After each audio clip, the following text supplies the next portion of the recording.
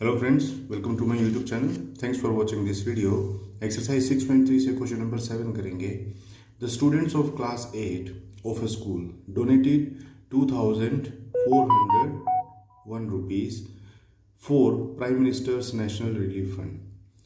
किसी स्कूल के 8th class के बच्चे हैं, उन्होंने 2,401 रुपये जुटाए prime minister national relief fund के लिए. ये क्या होता है friend? Prime minister national relief fund एक ऐसा अकाउंट होता है जिसके अंदर हम पैसा जो है वो डाल सकते हैं ताकि पूरे देश में कहीं पर भी कोई बाढ़, सूखा या भूकंप इस तरह की अगर कोई कैलेमिटी आई हुई है तो प्राइम मिनिस्टर उस पैसे को इस्तेमाल कर सकते हैं उन लोगों की भलाई के लिए. अब each student donated as many rupees as the number of students in the class. हर एक स्टूडेंट ने उतने ही पैसे या उतने ही रुपीस डिनोट किए हैं जितने की टोटल स्टूडेंट्स हैं क्लास में. Find the number of students in the class. और अब आप स्टूडेंट्स की संख्या बताइए कि कितने हैं. देखिए फ्रेंड, मान लो अगर 5 स्टूडेंट हों तो इसका मतलब ये है कि हर एक स्टूडेंट ने 5 ही रुपये दान दिया, क्योंकि इसने बोला है कि each student donated as many rupees as the number of student in the class. मान लो नंबर ऑफ स्टूडेंट्स 5 हैं तो हर एक स्टूडेंट ने 5 ही रुपया दान दिया. अब अगर मुझे टोटल ये काउंट करना हो कि कितना रुपया इकट्ठा हुआ तो मैं इन दोनों को क्या करूँगा, मल्टीप्लाई करूँगा ना. तो 5 जार हो गया 25. ये बिल्कुल ऐसे ही आया हुआ है. 25 की जगह आया हुआ है 2,401 रुपीज़ और नंबर ऑफ स्टूडेंट्स को मल्टीप्लाई किया गया है नंबर ऑफ रुपीज़ के साथ और ये दोनों ही सेम है. मान लो अगर नंबर ऑफ स्टूडेंट्स मैं x मान लूँ तो हर एक स्टूडेंट ने कितने रुपए जमा कराए? x ही रुपीज़ जमा कराए. तो देखो, number of students multiply by number of rupees को अगर मैं आपस में मल्टीप्लाई कर दूं तो वो बराबर आ जाता है मेरे टोटल उतने रुपीज़ के जो इकट्ठे हुए. तो अगर मैं इसी को सोल्व करूं तो देखो x into x, x square is equal to 2,401. अब मुझे x की वैल्यू निकालनी है तो x को मैं ऐसे ही रखूंगा 2,401. ये जो यहाँ पर स्क्वायर आपको नज़र आ रहा है यहाँ इस तरफ आकर के बन जाता है ये अंडर रूट.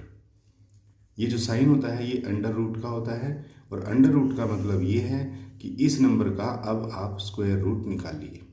स्क्वायर रूट निकालने का तरीका हमारा क्या है? स्क्वायर रूट निकालने का तरीका हमारा वही प्राइम फैक्टराइजेशन मेथड के थ्रू हम स्क्वायर रूट हमेशा निकालने की कोशिश करते हैं. देखिए, सबसे छोटा आता है हमारे पास 2. अब ये 2 से डिविजिबल होगा नहीं क्योंकि 2 की टेबल में कहीं पर भी लास्ट में 1 नहीं आता.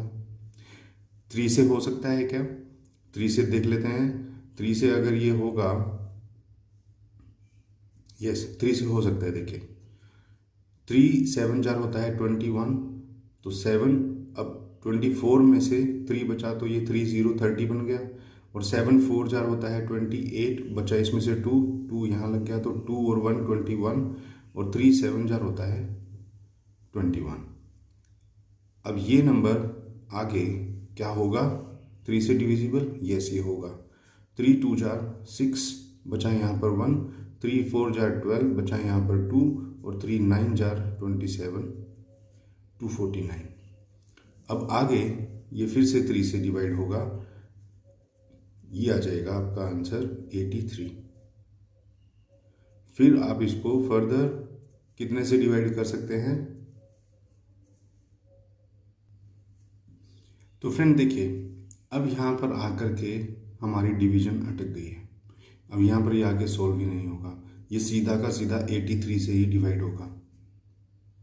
तो इस तरह से अगर कभी हम फंस जाएं तो हमें कोशिश ये करनी है कि हम इसका दोबारा से प्राइम फैक्टराइजेशन करें और 3 से शुरू ना करके किसी नेक्स्ट नंबर से करें. कैसे? देखिए, अगर मैं इसको 7 से डिवाइड करना चाहूँ तो क्या ये 7 से डिवाइड हो जाएगा? देखो 7 3 जा होता है 21, बचा 3 और ये 3 0 30 बन गया. 7 4 जार होता है 28 और 2 यहाँ बचा और 2 और 1 21 बचा और ये 3 आ गया 343. अब ये फिर से 7 से हो जाएगा, यहाँ पर आ जाएगा 49. अब ये फिर से 7 से हो जाएगा, यहाँ आ गया 7 और 7 1 जार 7 यहाँ पर. तो लास्ट में हमारे फैक्टर्स क्या बने, 7 इंटू 7 इंटू 7 इंटू 7, इनका हमें ग्रुपिंग कर देना होता है और हर एक ग्रुप में से एक नंबर हमें लिखना होता है। इस ग्रुप में से एक 7 मल्टीप्लाई इस ग्रुप में से एक 7, तो 7 इंटू 7 होता है 49। तो 2401 का स्क्वायर रूट होता है 49, यानी कि नंबर ऑफ स्टूडेंट्स जो हैं क्लास में वो 49 ही है। एक्स की वैल्यू आ गई ना हमारे पास, ये एक्स इज इक्वल टू 49। तो एक्स हमने माना था नंबर ऑफ स्टूडेंट्स। अगर नंबर ऑफ स्टूडेंट्स 49 है और अगर आपको अपना आंसर क्रॉस चेक करना हो तो देखो इतने ही रुपीस हर एक स्टूडेंट ने इकट्ठे कर रखे हैं, तो 49 से ही मल्टीप्लाई करके देख लो, 2401 ही आंसर आएगा। तो कहने का मतलब ये है कि ये जो पूरा एग्जाम्पल था ये हमारा स्क्वायर रूट के ऊपर ही बेस्ड था। देखिए इसको स्टेप बाय स्टेप करेंगे कैसे, फटाफट इसको स्टेप बाय स्टेप सोल्व करते हैं। सबसे पहले हम लिखेंगे, अगर हमें नंबर ऑफ स्टूडेंट्स निकालना है तो उसी को हम लेट कर लेते हैं। हम लिखेंगे let number of students in class is equal to x. तो हम लिख देंगे रुपीज